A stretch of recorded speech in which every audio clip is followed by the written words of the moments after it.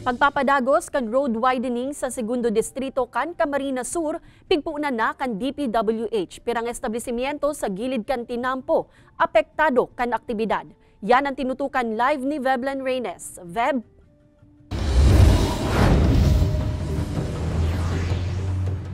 Kate makalihis ang Phase 1 kan nakaaging Marso, nagpuon naman ang Phase 2 kan road widening sa pirang mga banwaan sa Segundo Distrito kan Camarines Sur sa nadigdi ang banwaan nin Pamplona. Bentahe ang proyekto urog na para sa mga motorista alagad ang pirang mga may sadiri kan mga negosyo asin na residensya na may problema huli tahagop kan proyekto ang sa indang mga propriedad.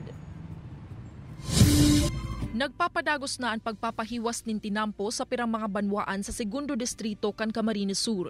Sa banwaan nin Pamplona, sibot na ang DPWH sa patrabaho sa nasa 12 kilometrong magkakasuhay na Tinampo sa mga barangay kan San Gabriel asin San Isidro. Pigtibag na ang mga lumang konkreto na riribayan nina sa 4 na metrong concrete lanes. Asin nagpuon namang magputol nin mga puon nin kahoy na maaapektaran kan road widening.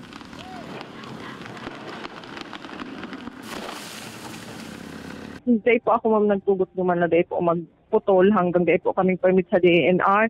Tig-inspection po yan kan DANR, tig-bilang ninda kung pera talaga si affected. May permit po kami kayan hali sa inda na tapos nag-witness din po tinda kayan duman sa muya.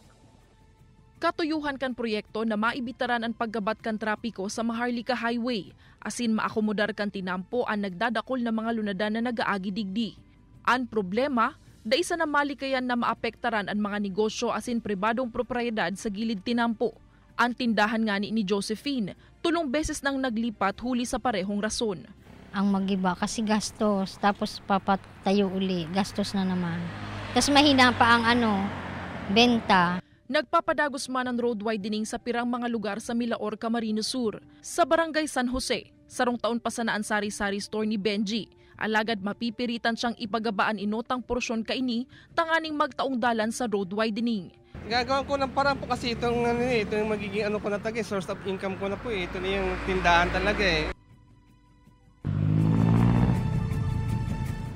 Kate, para sa mga naghahapot base subuot sa lay, babayadan itong improvement kan mga apektado nga propriedad asin bako ang daga na pigtutugdukan ni kung laog ang propriedad na ini sa road right of way kan DPWH. Target Kate kan DPWH na matapos ang road widening ngunyang taon kung Mayo maging aberya asin kung bako sa primerong kwarta kan masunod na taon.